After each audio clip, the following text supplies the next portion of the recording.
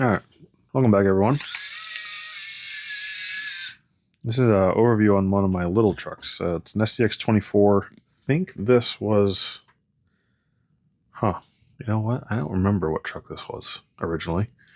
This might have been my C10. I think it was the C10 originally, which I sold the body for, which looked ridiculous, cutting out the wheels and everything at the time. It was my first SCX24 I had. Got it from one of my buddies that was just kind of downsizing some of his stuff. I really should put this on something so it's a little taller for you guys, huh? There we go. Wobbly as hell. Apparently it's a little loose. This had a few different iterations. I don't remember what bodies I had on it, but yeah, I'm not really a Chevy guy, so having the Chevy body on a truck was not really my thing. So I scrapped it relatively quick. It kind of just been sitting around for a while. I'm not into the 24 as much as I used to. Kind of got in more into the 18s, like, Hobby Plus stuff and whatnot, the Red Cat Ascent. But this one I kind of wanted to make I call it it sounds corny, I guess, but a tribute from my father. He passed away a few years ago. He used to have a truck like this. If I can find the pictures I have of it, I'll post them up on here. But it was a semi style like this. It was blue, single cab, long bed truck, and I had found this die cast model. I can't stand this wobble.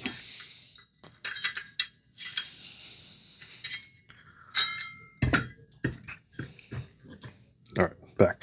I had found this die cast model of. I was like, man, that looks like kind of what my truck had. It's not exact, but it's close as I can find of what his truck sort of looked like. Eventually maybe I'll buy that. And, it's like the model was like, not a model, it's a die cast, truck. It was, I think, like $26, but at the time I was like, I don't really feel like spending $26 on just a model, to take it apart and everything. And this was the chassis it came on originally. So I had it in my wish list for a while on Amazon, and my wife ended up, I think it was for my birthday, went on my wish list and grabbed a few things, and this was one of them. And I was like, perfect. I'll actually finally do something and make this truck.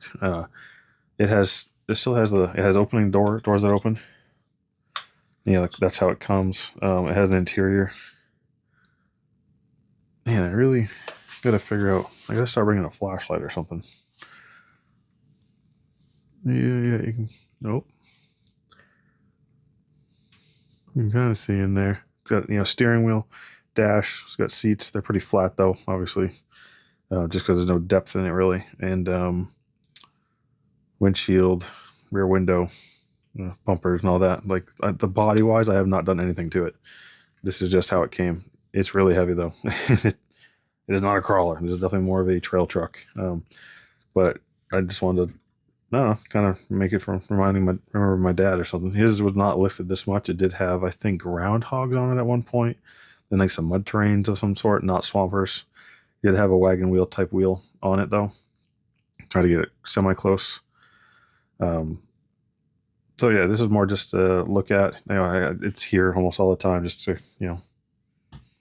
kind of remind me of them, and take it out a few times. It's been on some of the shorts and everything. It has a stock chassis rail, stock skid, stock transmission, and Endura purple 50-turn 050 motor. The links are Endura. Again, C10 based. Stock drive shafts still having an issue. Stock axles with the +4 on each side extension shafts inside. It has Mr. C steering links, Emax servo, brass diff cover, and I know people are like, oh, Emax, whatever. I have it on. Well, I had it. There's a story on that. Almost all my SCX24s had Emaxes. I've never had one die, never had one burnout. I started swapping the Mias controller into all these and putting the Mias receiver in. The Mias receiver and controller will not work with an Emax. I don't know if it's just because they're analog or what, but it burnt out my Emax servo, and the other one, it was like jittering. I even tried turning the hertz down or whatever, the frequency to 50 like it's supposed to be for an analog. it ended up burning that servo. It got so hot and it just died. It wouldn't work anymore. And this put a second one in, thinking maybe that was just the servo itself. Same thing started to happen, so I unplugged it immediately. I tried my Endura servo. I tried these. This has the Mias controller. Works completely fine with the GDW servos I have in that and in another truck. I'm blanking on which one. But works with that. Works fine with the Endura. Works fine with the stock Fury Tech / Hobby Plus. It works fine with the Red Cat servos. It literally just the Emax digital one. It will not work with. It just burnt it right out. I have no idea. But anyways, that's the only one I've killed out of all of them. So anyways, Endura horn that just came with like the Emax, you know, with the mount for the servo. Endura 39mm shocks. I think I have 60 weight oil in them. Not that it takes much, and I think a lot of it's burnt. Oh, loose.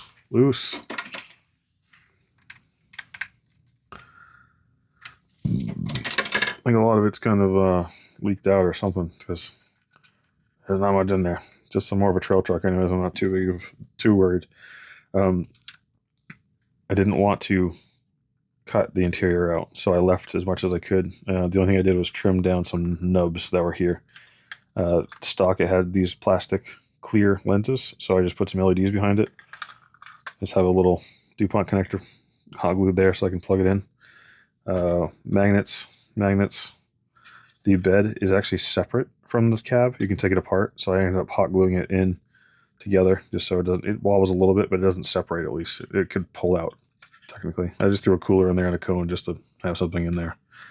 I think that's about it body wise. There's nothing really. It's the stock again. I had to hot glue in the bumpers too, because technically that chassis is what held the bumpers on when you screwed it through, and I didn't want the screws hanging down to get in the way of stuff.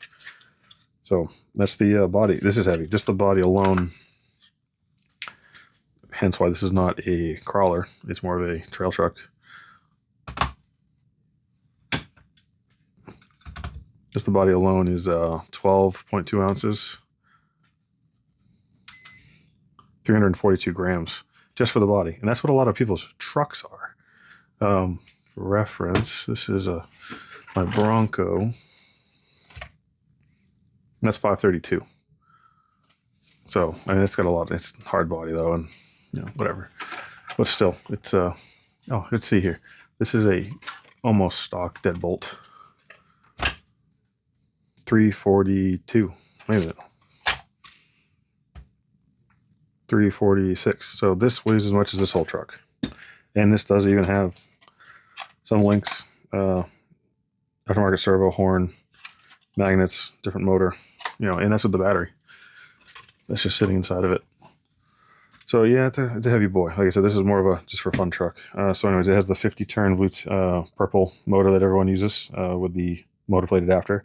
It has the Mias, the newest Mias little ESC, brushed ESC. And it has a Radiolink R4FG receiver. These little guys in there, and it's just hot glued in behind that. It's just hot glued in behind the ESC. I'll try to take up as little space as possible. I did want to swap this over to the Mias controller, but it fits in there so perfectly, and there's no room. Like the magnets are right there, as you can see. I don't even think I can get the receiver in there. There's no room.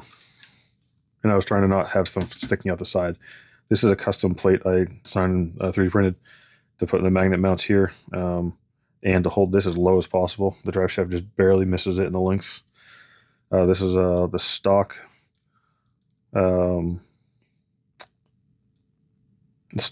front mount, you know, for looking through the ESC tray there. I forgot now where everything was stock on these things.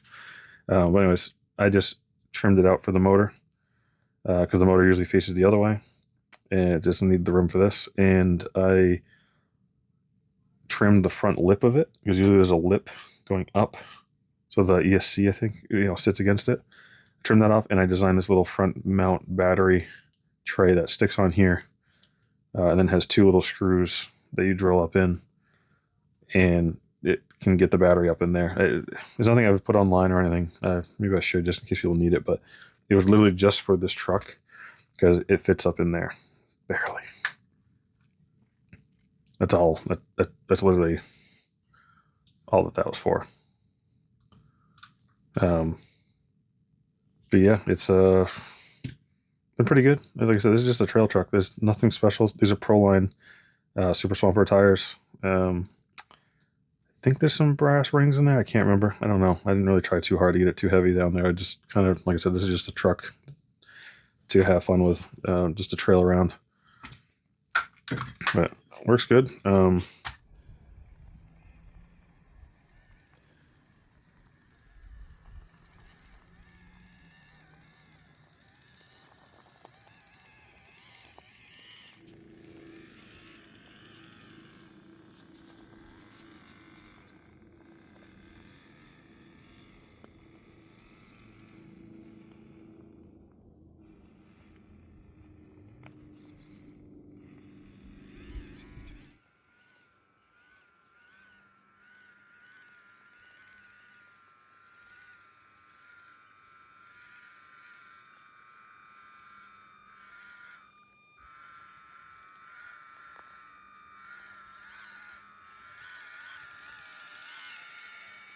It really is just a trail truck. I just want to go over it. I think I had a couple people were asking me about this on where the body came from. I'll put a link down below on Amazon. I forgot the name of the company. I don't think it says it on here.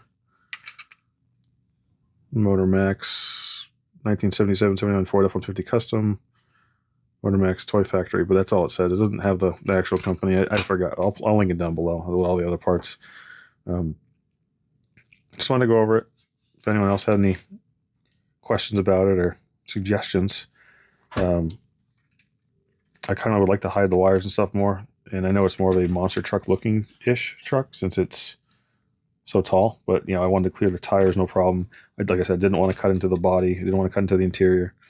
So I just kind of made it as like a mud truck because, I mean, my father loved mud truck type vehicles. And he kind of, you know, his truck wasn't that lifted, but he did go trailing a lot with it. And he went, you know, off-road and everything. That's kind of where I got a lot of my stuff from my anything I've done in the past with vehicles and trucks and everything. It's kind of where I, you know, got the bug for this kind of stuff. So yeah, I think that's it for this one. Just a quick little overview. Like I said, if you have any comments or suggestions, questions, throw them down below. Happy to answer them. Until the next one, have a good one.